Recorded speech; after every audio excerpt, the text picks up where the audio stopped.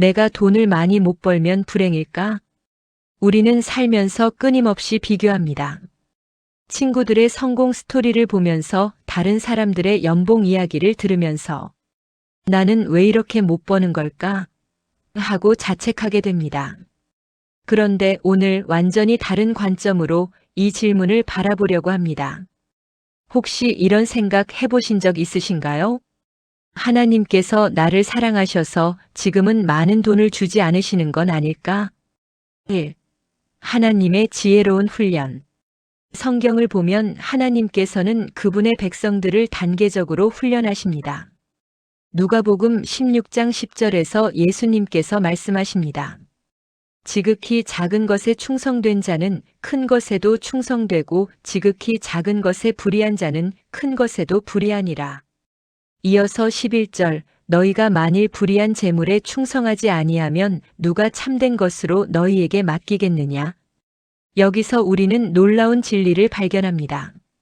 하나님께서는 작은 것으로 먼저 우리를 시험하십니다.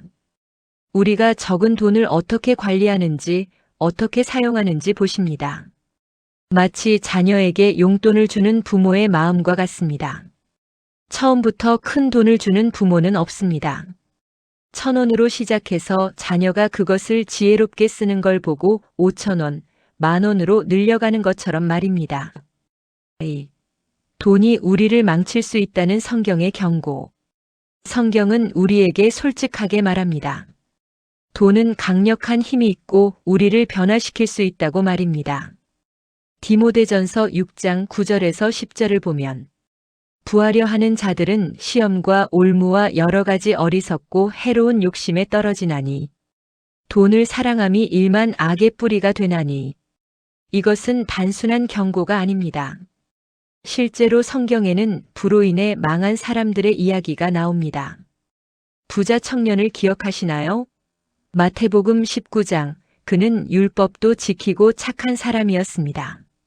하지만 예수님께서 내 소유를 팔아 가난한 자들에게 주라고 하시자 근심하며 떠나갔습니다. 그의 재물이 그를 하나님으로부터 멀어지게 만든 겁니다. 잠언 30장 9절, 혹 내가 배불러서 하나님을 모른다. 여호와가 누구냐 할까 두려워함이니이다. 너무 많이 가지면 하나님을 잊어버리기 쉽습니다. 이것은 인간의 연약함입니다. 3. 하나님의 보호하심. 그렇다면 이렇게 생각해 볼 수 있지 않을까요?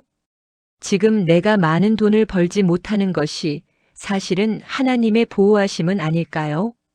하나님께서 나를 너무 잘 아시기 때문에 지금 내가 큰 돈을 가지면 교만해질 수 있다는 것, 하나님을 의지하지 않게 될 수 있다는 것, 잘못된 곳에 돈을 쓸 수 있다는 것, 돈이 우상이 될 수 있다는 것, 이 모든 것을 아시고 지금은 적절한 만큼만 주시는 것일 수 있습니다.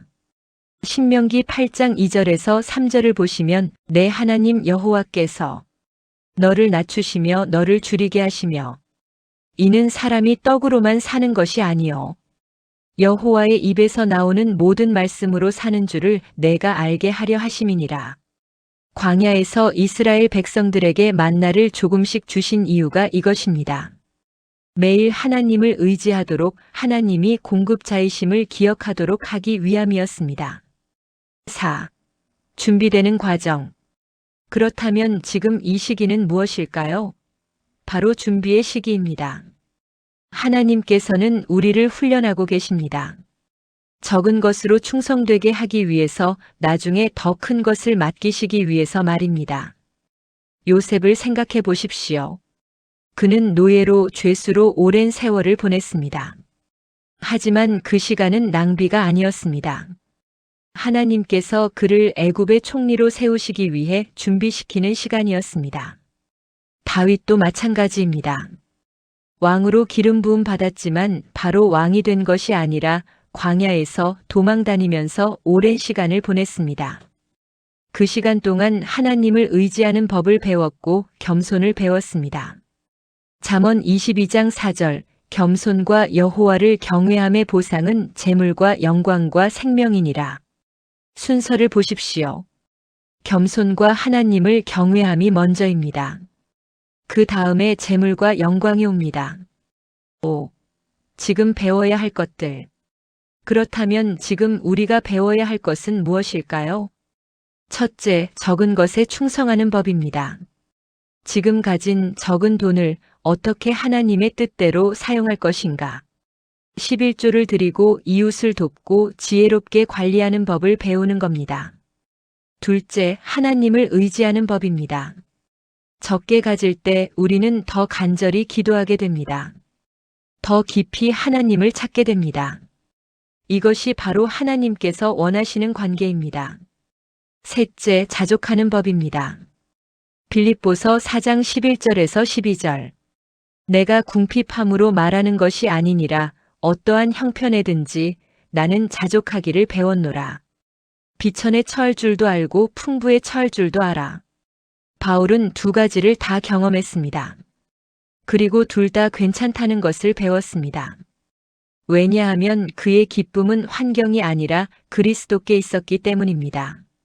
넷째, 영원한 것에 투자하는 법입니다. 마태복음 6장 20절, 오직 너희를 위하여 보물을 하늘에 쌓아두라. 적은 돈으로도 하늘의 보물을 쌓을 수 있습니다.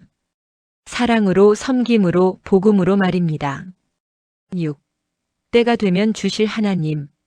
그렇다면 평생 가난하게 살라는 뜻일까요? 아닙니다. 하나님께서는 우리가 준비되면, 때가 되면 더 많은 것을 맡기실 수 있습니다.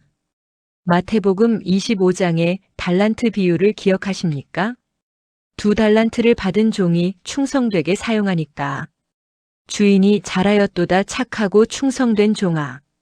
내가 작은 일에 충성하였음에 내가 많은 것을 내게 맡기리니라고 하셨습니다. 시편 37편 4절. 여호와를 기뻐하라. 그가 내 마음의 소원을 내게 이루어 주시리로다. 하나님을 기뻐하고 그분의 뜻을 따라 살 때 하나님께서는 우리의 소원도 이루어 주십니다. 단 그것이 우리에게 유익이 되고 우리가 그것을 감당할 수 있을 때 말입니다. 오늘 이 메시지를 통해 관점을 바꿔보시면 어떨까요? 내가 돈을 많이 못 버는 건 불행이다가 아니라 하나님께서 나를 사랑하셔서 지금은 이만큼 주시는구나. 나를 훈련하고 계시는구나 라고 말입니다. 지금 당신이 가진 작은 것에 충성하십시오. 하나님을 의지하는 법을 배우십시오. 자족하는 법을 배우십시오. 영원한 것에 투자하십시오. 그러면 하나님께서 때가 되었을 때, 당신이 준비되었을 때 더 많은 것을 맡기실 것입니다. 그리고 그때 당신은 그것을 지혜롭게 하나님의 영광을 위해 사용할 수 있을 것입니다.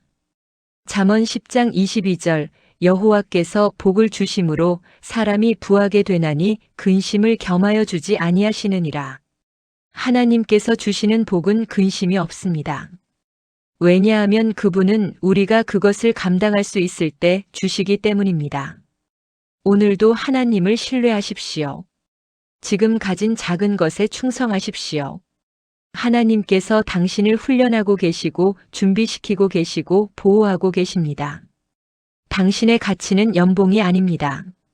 당신의 미래는 하나님의 손에 있습니다. 아멘.